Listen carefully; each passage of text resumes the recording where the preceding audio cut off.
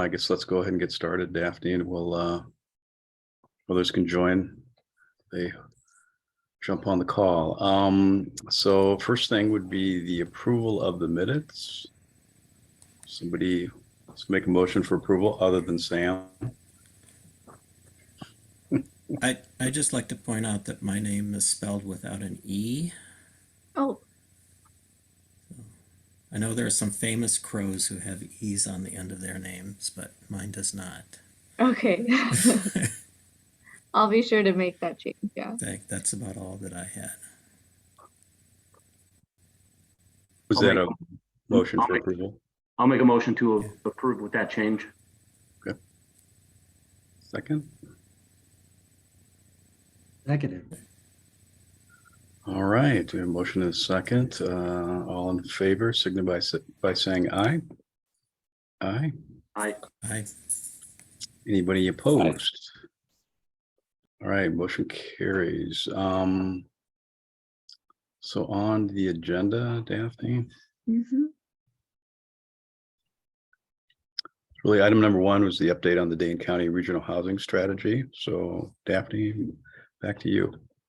Yeah. And let me share this screen. Sorry, this slide didn't make it into your packet for some reason. So I'm showing it here, but I thought I should probably give you guys an update in case you weren't familiar with the Dane County Regional Housing Strategy.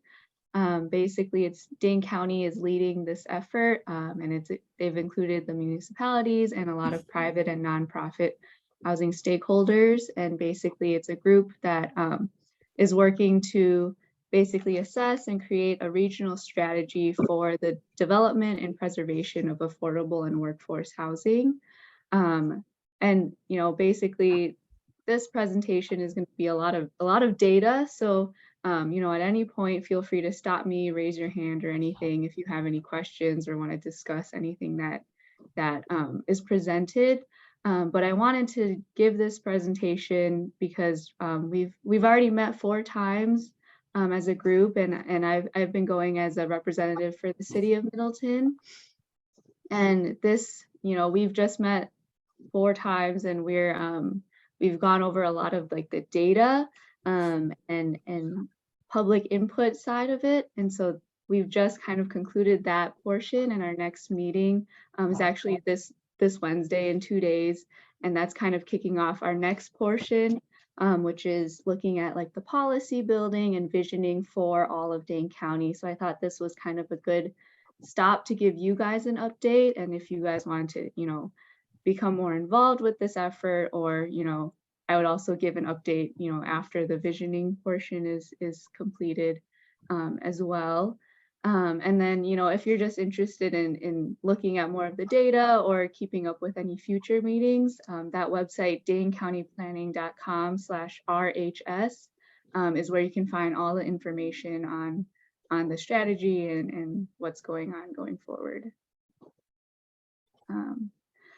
So yeah, going right into it, kind of our first meeting was basically just, a bunch of stats on how Dane County is doing right now. So the first one that we looked at is, jobs and labor. And so, approximately 240,000 people live and work in Dane County. Approximately 114,000 people come into Dane County, every day to work. And then approximately 50,000 people live in Dane County and leave to go to work. And obviously, a lot of these numbers have changed since the pandemic with remote work, but that was just kind of the basis that we were looking at it right now. Looking at vacancy, vacancy is very important because it kind of shows, how much housing stock we have available for either people that are moving into Dane County or, new households, people moving out of their parents' homes, all of that, what's available on the market for these people to move into. Generally, a healthy vacancy rate, they say, is you want to be kind of matched to that national average of like 7 to 8%. But right now, Dane County averages at below 3%. So we're looking at very low housing vacancy, availability of units for people to move into. Homeowner vacancy is also very low. It's, you know, overall generally lower than rental vacancy, but we're looking at below, you know, 1% vacancy right now in Dane County. And then we also looked at just the median home price in Dane County is much higher than overall in Wisconsin. And so they looked at, you know, basically the past 10 years from 2012 to 2022. Dane County has increased almost 200,000 in median home price. And then the big thing to note here is that, you know, basically half of that increase has happened in the last 2 years from 2020 to 2022. So as a recent home buyer here in Middleton, I really regret not purchasing, you know, maybe 3 years beforehand. But yeah, so yeah, home prices have increased, you know, significantly in the past 2 years. And then finally, we looked at basically household growth versus unit growth. So this color in red is, you know, the overall growth in households, aka population in Wisconsin. And then the blue shows the growth in actual units for those households. So in Wisconsin, we see there's a higher unit production than, you know, how much households have grown. But, you know, the opposite is true in Dane County. We see a drastic increase in household growth, whereas, you know, very, you know, comparatively low unit growth. So basically for every 3 new households we have in Dane County, there's only 1 unit that is being produced. So that kind of, you know, we can see through all of these things how, you know, our housing crisis here in Dane County has kind of been created. Our second meeting focused a lot on area median income and housing cost burden. So area median income just looks at, oh, Alan, yeah, go ahead. Did that housing unit include new rental units? I thought it was permitted housing units. Was that new? Yeah, so that includes rent. It doesn't look at, you know, rental or owners. It's just any new unit that was created. Yep. Yeah. Yeah, good question. Okay, so for our second meeting, we looked at area median income and housing cost burden. So area median income just looks at, you know, a specific area, so just specifically Dane County, you know, so this, you know, we don't include Milwaukee County, any other counties. This is just for Dane County. Our AMI is around 92,000. And housing cost burden basically means, you know, anyone who spends more than 30% of this income on housing, they're considered housing cost burden. And so basically this 92,000, you know, anyone who's spending, you know, approximately, I would say like $28,000 a year on housing is, you know, if they spend anything more than that, it's probably considered housing cost burden. So again, looking at this, this breaks down area median income and housing cost burden. So we look these different increments. So 100% AMI is at 92,000 for 2 people for a 2-person household. 60 to 100% AMI. So that's looking at like 55,000 to 92,000 is their income each year. 30 to 60 is about $28,000 to $55,000 a year, and then earning less than $28,000 a year. And then you can see, you know, basically the people that are earning, you know, the least are also the most cost burdened. We're seeing this orange is they're spending 30 to 49% of their income on housing each year. And then the red is over 50% of their income is spent on housing each year. And then this is now AMI distributed by race and ethnicity. So here we see about 1/4 of white households are considered this 30 to 60% AMI. Asians is around 1/3, Hispanic Latino about 50, and then Black African American over 50. And then now looking at cost burden by race and ethnicity, it follows, a very similar percentage-wise. So, white households, about a fourth of them are considered cost burden, about a third of Asian American households, and then 50% for Hispanic and Black African American.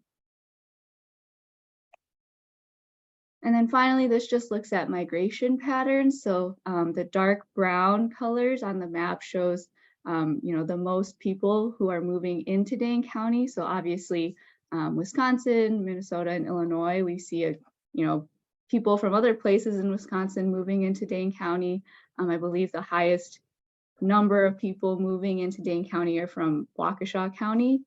And then, surprisingly also California and Texas. A lot of people from those states are moving into Dane County as well.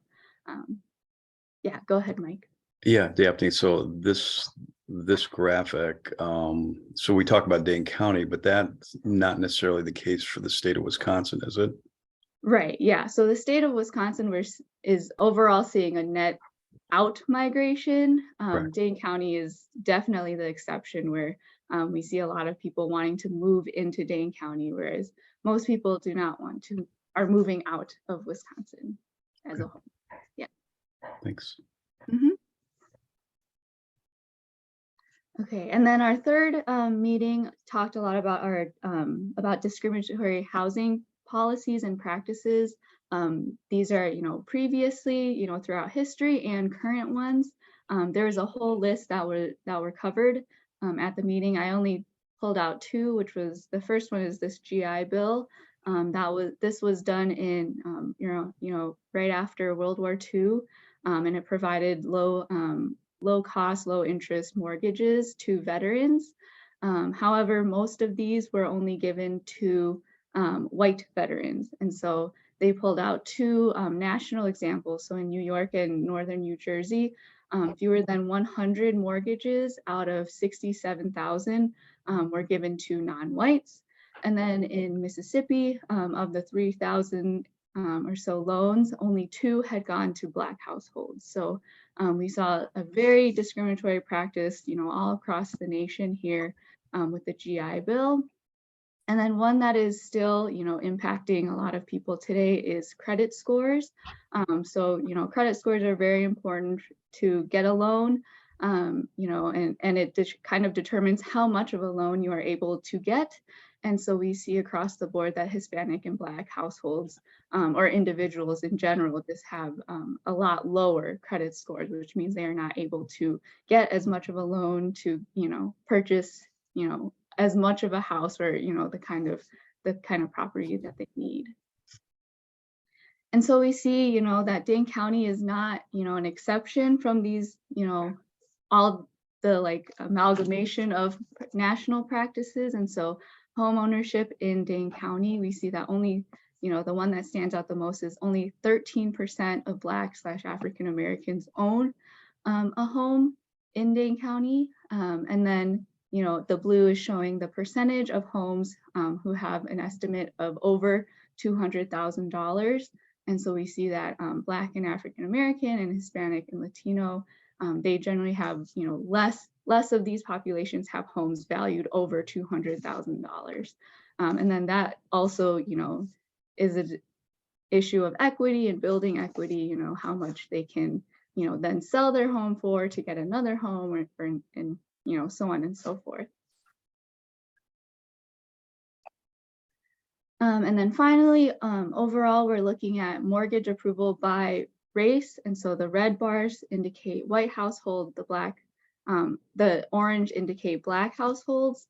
And so, across each income bracket, we see that Black households are approved, have a lower approval rating for mortgages, which means that they aren't able to get, as many mortgages as their white household counterparts.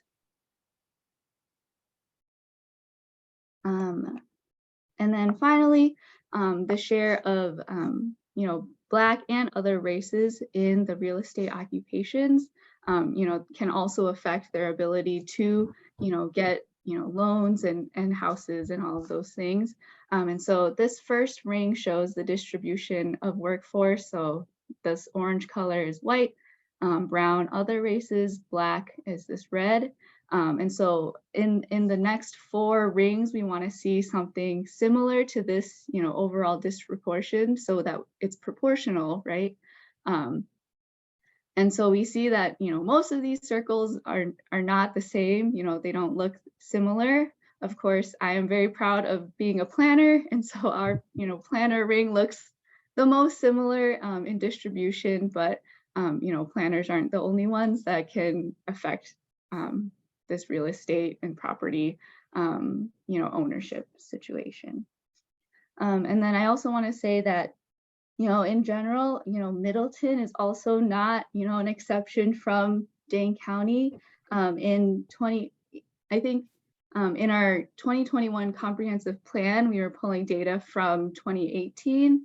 And we have a graph in our comprehensive plan that's housing tenure by race.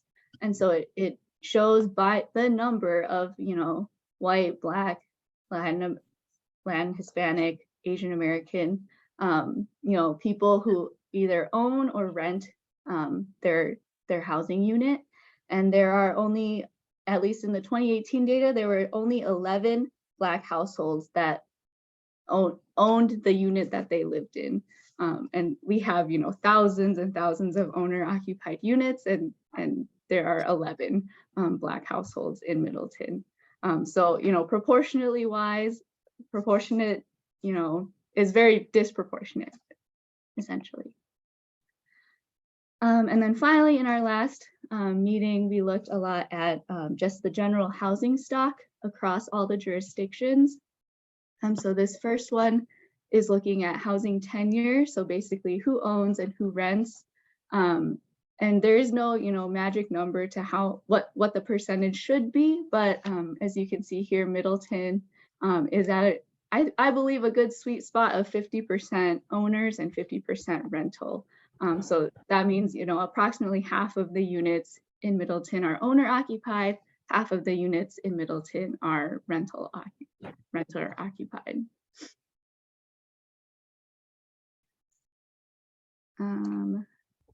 Next, we looked at housing diversity. This is a very big thing that is, kind of being introduced in planning a lot. You might have heard of like missing middle housing, where you want a lot of like 2 to 4 unit buildings to increase density without compromising the character of a neighborhood, stuff like that. So Middleton is actually at the very bottom, where we have, one of the most diverse housing, fabric or distribution across the board. So in comparison to other Dane County jurisdictions, we actually are doing pretty well at having, single family attached and 2 to 19 units, which is a good thing. However, when you look at home ownership rates, oh, no, the other way. When you look at home values, Middleton is very expensive. And obviously that is something, there are a lot of factors that go into it, like the school district is definitely one thing that drives housing values up, but Middleton is the most expensive except for Shorewood Hills and Maple Bluff.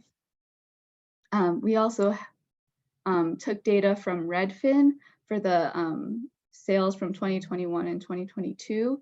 And from that data, Middleton was the most expensive jurisdiction. So basically our median sale homes or sale price for homes is, exceedingly higher than most Dane County jurisdictions. And then finally, the presentation that they gave also looked into home, like owner occupied units and also naturally occurring affordable housing units. But I just pulled this slide for new rental units. And so this is basically the average rent shown in red for each of these types of housing units, and then the minimum income that you would have to have in order for such a unit to be affordable. Again, that area median income for Dane County is around $92,000 for a 2-person household. So a 2-person household could technically afford this, an average 2-bedroom unit. So that's all I have for this update for Dane County.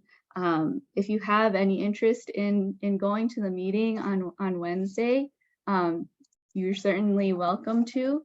Members of the public are welcome to join. As I said before, this next meeting is kind of looking more into the policy building and the visioning side of the strategy. So it's getting a little bit more hands-on.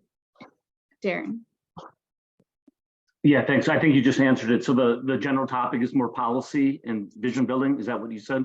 Yeah. So this this meeting and then the 2 meetings after this meeting is all about visioning and trying to get a vision for the whole region, as for affordable housing, and members of the public are welcome to sit in and listen and participate. Great, thank you. Yeah, Mike. Yes, Daphne. So if you could provide this to all the committee members, this PowerPoint presentation, if you would, that'd be great. Yeah. And just curious if Kurt Paulson is involved in this discussion. I assume so. Yes, he is. Yep. Yeah. Yeah, I think we all realize, he's certainly a wealth of information as it relates to a lot of these issues and topics throughout the entire state, not just Dane County. Right. Yeah.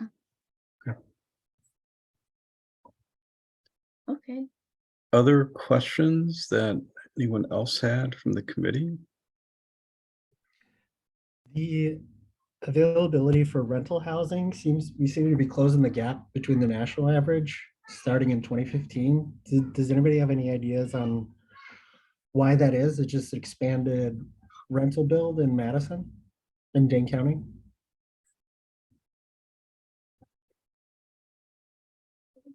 Yeah, I think that's a good explanation, Alan. I'm not too sure exactly, but I would say, at least in Middleton especially, we have seen an uptick in rental housing. Like a lot of apartments have been going up in Middleton recently, so that could have, an impact on at least the overall vacancy rate. Yeah.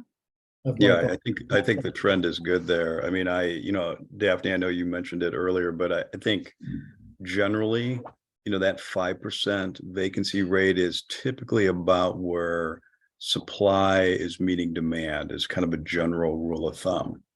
I think you'd mentioned a number a little higher than that, Daphne. I think 5 is what most in the industry use as kind of, where you're starting to strike a balance between demand and supply.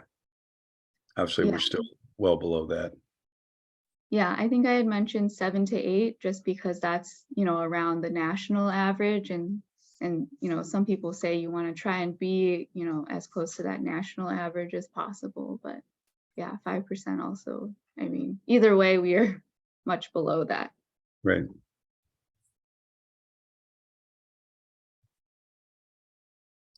Other questions from anyone?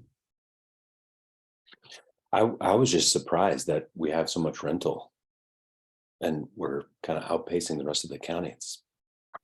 We being Middleton, Sam? Yes. Yeah.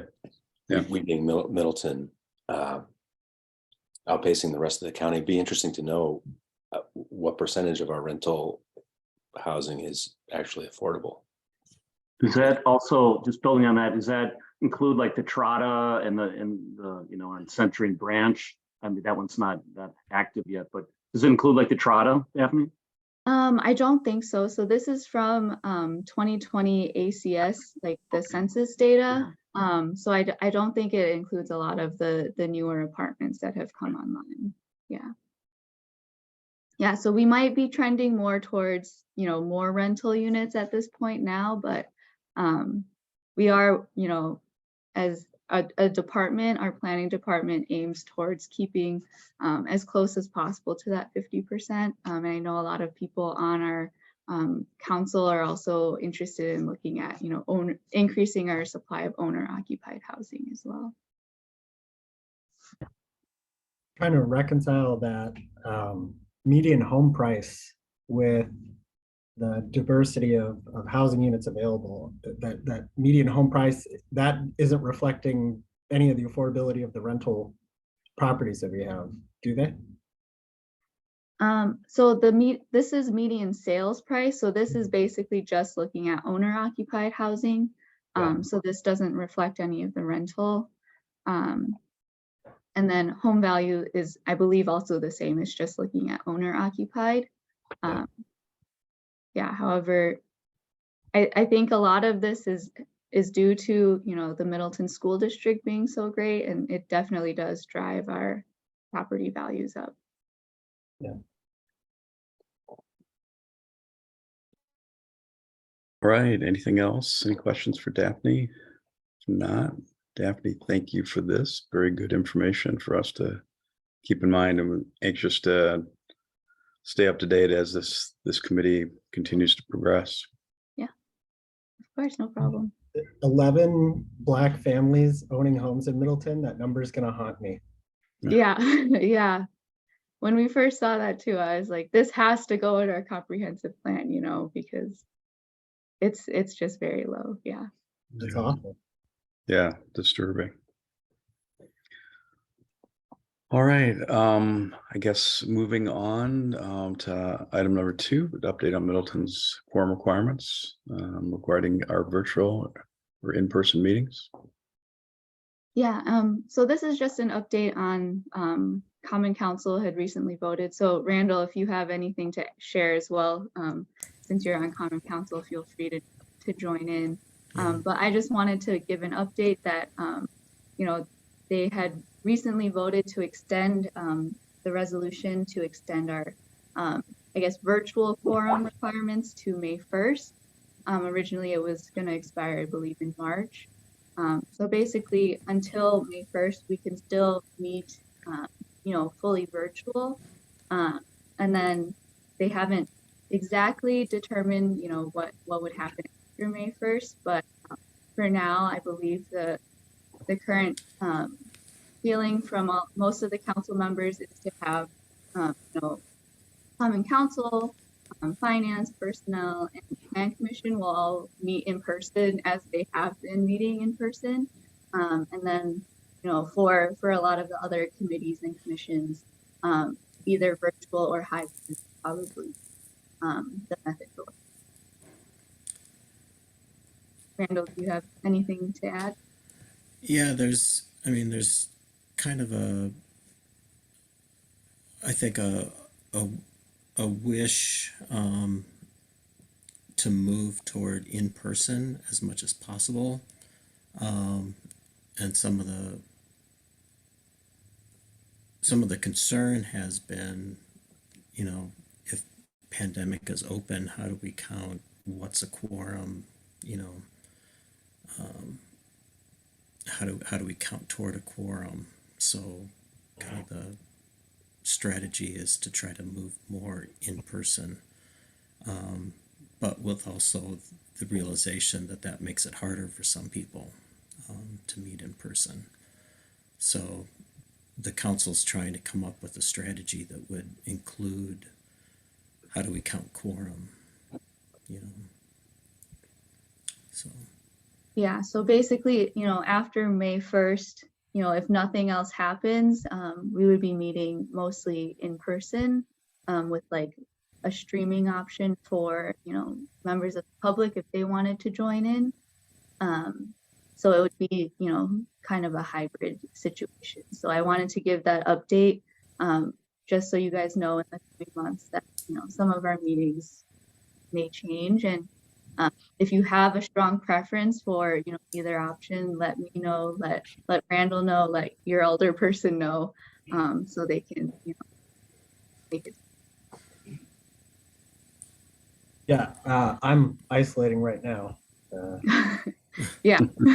The virtual option's working great right now. I think maybe a percentage of the meetings having in-person quorum might be a nice balance between some of the convenience of virtual versus the value that you get from being in person as well.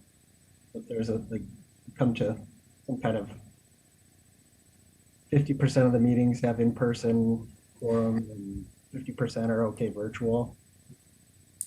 Yeah, and I think that's something that council had also discussed. But yeah, right now it's going to License and Ordinances Committee, I believe, for them to discuss and mull over what will happen. But yeah, that was also an option that was discussed, Alan.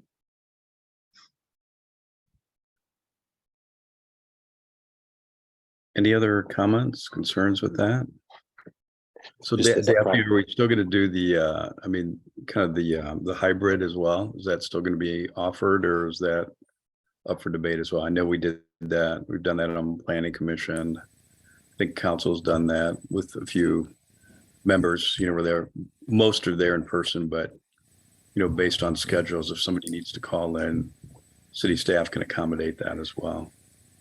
Yeah, and I think that's what Randall was talking about earlier with the quorum. They were discussing, oh, if 5 people meet in person, could like the rest of the 4 people, who, technically don't have to be there for quorum, could they be hybrid, or online?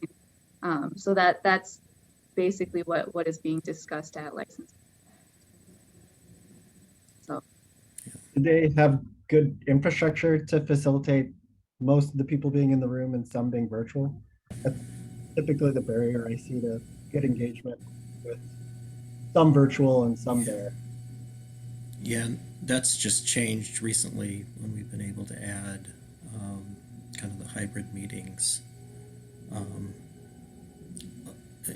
in a way to do it more realistically and I think in the past, a lot of the people joining in didn't always feel like that they were able to contribute as much or whatever. So some of our technology has just been updated recently to allow us to do it. Mm-hmm. Yeah, and Mike actually just recently at our plan commission meeting, you were able to do the hybrid option. It seemed to work. It seemed to work pretty well. Yeah, I mean, for me, it worked fine, Daphne. I'm guessing it might be a little bit of a coordination hassle for staff, so we appreciate those efforts. But from a participant standpoint, in terms of making decision, seeing the presentations, voting, I mean, I thought it worked, very well. Yeah, so our common council room, the city council room, is now updated with that hybrid. And then we also have a second like conference room B, which a lot of the smaller committees, so our committee could probably meet in the conference room as well. That is fully hybrid.